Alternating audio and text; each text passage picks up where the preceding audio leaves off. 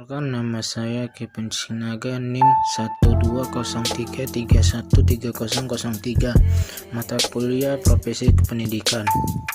Di sini saya akan menjelaskan tentang pendidikan anak usia dini. Yang pertama itu pengertian pendidikan anak usia dini sebagaimana yang termasuk dalam Undang-Undang Sisdiknas tahun 2003 Pasal 1 ayat 14 menyatakan bahwa pendidikan anak usia dini adalah suatu upaya pembinaan yang ditujukan kepada anak sejak lahir sampai dengan usia 6 tahun yang dilakukan melalui pemberian rangsangan pendidikan untuk membantu pertumbuhan dan perkembangan jasmani dan rohani agar anak memiliki kesiapan dalam memasuki pendidikan lebih lanjut. Batasan lain mengenai usia dini pada anak berdasarkan psikologi perkembangan yaitu antara usia 0 sampai 8 tahun.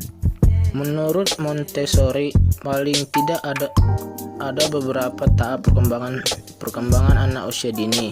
Yang pertama, sejak lahir sampai usia 3 tahun, anak memiliki kepekaan sensorik dan daya pikir yang sudah mulai dapat menyerap pengalaman-pengalaman melalui sensoriknya. Yang kedua, usia setengah tahun sampai kira-kira 3 tahun mulai memiliki kepekaan bahasa dan sangat tepat untuk mengembangkan bahasanya atau bercakap-cakap.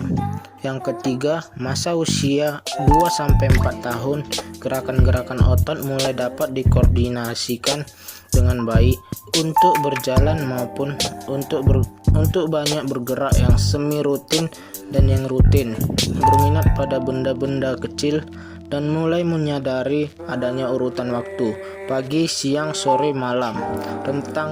Rentang usia 3 sampai 6 tahun terjadilah kepekaan untuk penubuhan sensorik. Semakin memiliki kepekaan indrawi, khususnya pada usia sekitar 4 tahun memiliki kepekaan menulis, dan pada usia 4 sampai 6 tahun memiliki kepekaan yang bagus untuk membaca. Yang selanjutnya, bentuk-bentuk perkembangan anak usia dini. Yang pertama, perkembangan fisik. Dari bidang postur tubuh, anak 3 tahun biasanya memiliki lebih langsing dan panjang dibandingkan tahun sebelumnya. Selain itu, juga terjadi perkembangan pesat pada sistem saraf otot-otot dan kerangka tubuh. Bagi anak yang kurang gizi, menurut hasil penelitian yang pernah dilakukan, ternyata perkembangan tulangnya terhambat dan memiliki lingkaran empela yang lebih kecil dibandingkan ukuran normal. Yang kedua, perkembangan perilaku. Dari segi perkembangan motorik, anak pada usia 4 tahun mampu melompat dengan satu kaki, mampu menangkap bola, dan mampu berjalan satu garis. Dari segi perkembangan perilaku adaptasi, anak mampu membangun jembatan dari 5 kubus, mampu menggambar orang. Kemampuan dari berbahasa, anak mampu menggunakan kata sambung. Perbedaan dengan bahasa orang dewasa terletak pada gayanya dan bukan dari struktur kalimatnya. Yang ketiga, perkembangan kognitif. Ketika anak memasuki usia 3 tahun, terjadinya perkembangan kognitif yang tak terduga. Semakin dipelajari, semakin disadari bahwa anak mengalami perkembangan kognitif yang pesat hanya dalam waktu relatif singkat. Faktor-faktor yang mempengaruhi perkembangan kognitif antara lain berupa perkembangan sosial, emosional, interaksi orang tua anak. Yang keempat, perkembangan kepribadian. Anak yang berusia sekitar 3 sampai 4 tahun berada pada masa Oedipus kompleks, yakni sindrom yang ditandai oleh keinginan anak untuk menggantikan orang tua yang berjenis kelamin sama untuk memperoleh perhatian dan kasih sayang dari jenis kelamin berbeda. Melalui proses identifikasi, anak akan memahami perbedaan jenis kelamin beserta peran yang menyertainya. Yang kelima, pembelajaran pada taman kanak-kanak. Anak taman kanak-kanak termasuk dalam kelompok umur prasekolah. Pada umur 2 sampai 4 tahun, anak ingin bermain, melakukan latihan berkelompok, melakukan penjelajahan, bertanya, menirukan, dan menciptakan sesuatu. Pada masa ini, anak mengalami kemajuan pesat dalam keterampilan menolong dirinya sendiri dan dalam keterampilan bermain. Seluruh sistem gerakannya sudah luntur, sering mengulangi perbuatan yang diminatinya dan melakukan secara wajar tanpa rasa malu. Sehubungan dengan ciri-ciri di atas, maka tugas perkembangan yang diemban anak-anak adalah: yang pertama, belajar keterampilan fisik yang diperlukan untuk bermain. Yang kedua, membangun sikap yang sehat terhadap diri sendiri. Yang ketiga, belajar menyesuaikan diri dengan teman sebaya. Yang keempat, mengembangkan peran sosial sebagai lelaki atau perempuan.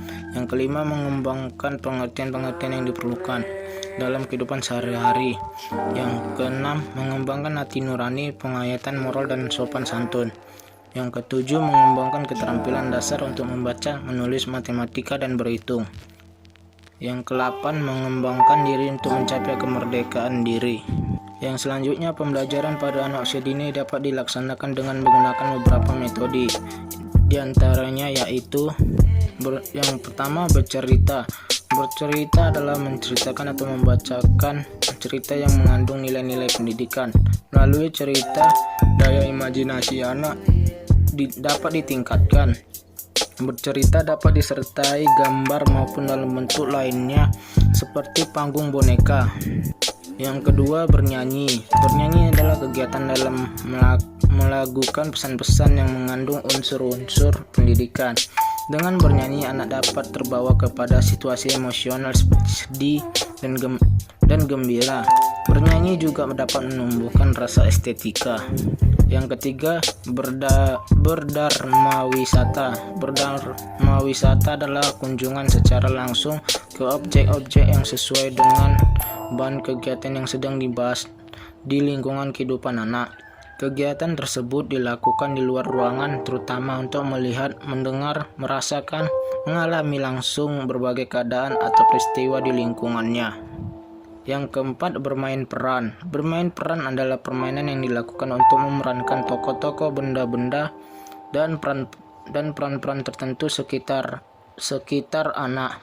Bermain peran merupakan kegiatan menirukan perbuatan orang lain di sekitarnya. Yang kelima, peragaan atau demonstrasi. Peragaan atau demonstrasi adalah kegiatan di mana tenaga pendidik atau tutor memberikan contoh terlebih dahulu, kemudian ditirukan anak-anak. Peragaan atau demonstrasi ini sesuai untuk melatih keterampilan dan cara-cara yang memerlukan contoh yang benar. Yang keenam, pemberian tugas. Pemberian tugas merupakan metode yang memberikan kesempatan kepada anak untuk melaksanakan tugas berdasarkan petunjuk langsung yang telah dipersiapkan, sehingga anak dapat mengalami secara nyata dan melaksanakan tugas secara tuntas. Tugas dapat diberikan secara berkelompok ataupun individual. Yang ketujuh, latihan. Latihan adalah kegiatan melatih anak untuk menguasai khususnya kemampuan psikomotorik yang menuntut koordinasi antara otot-otot dengan mata dan otak. Latihan diberikan sesuai dengan langkah-langkah secara berurutan. Dan selanjutnya yaitu tujuan pendidikan anak usia dini atau PAUD yang dibutuhkan anak untuk menghadapi masa depan. PAUD akan memberikan persiapan anak menghadapi masa-masa kedepannya.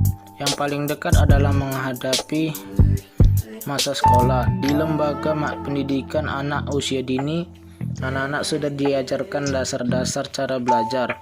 Tentunya di usia dini mereka akan belajar pondasi-pondasinya. Mereka diajarkan dengan cara yang mereka ketahui, yakni lewat bermain.